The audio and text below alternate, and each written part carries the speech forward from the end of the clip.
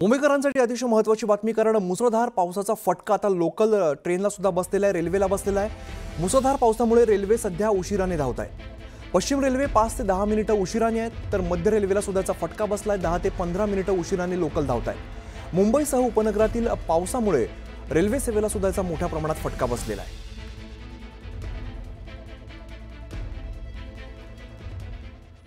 तर मुसळधार पावसामुळे मुंबईची दाणादाण उडालेली आणि शहरातील सखल भागात मोठ्या प्रमाणात पाणी साचल्यामुळे जनजीवन विस्कळीत झालेलं होतं। यावरूनच आदित्य ठाकरे यांनी ट्विट करत उपमुख्यमंत्री एकनाथ शिंदेंवरती हल्लाबोल केला।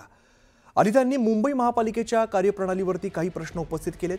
तर 2 दिवसांपासून मुसळधार पावसाचा इशारा दिला जात असताना किती पंप कार्यरत केले गेले, किती पंपिंग स्टेशन पूर्ण क्षमतेने चालू होते आणि यावर्षी नव्या ठिकाणी पाणी साचलं का, हे अधिकाऱ्यांनी रस्त्यावरती उतरून तपासणी करणं अपेक्षा करत असल्याचं आदित्य ठाकरेंनी ट्विटमध्ये म्हटलंय। आणि यानंतर त्यांनी एकनाथ शिंदे यांच्यावर सुद्धा टीका केली आहे।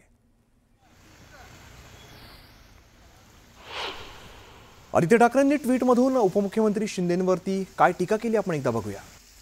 गेल्या 3 वर्षांपासून मुंबई महानगरपालिका ही निवडून आलेल्या प्रतिनिधींशिवाय थेट राज्य सरकारच्या ताब्यात आहे।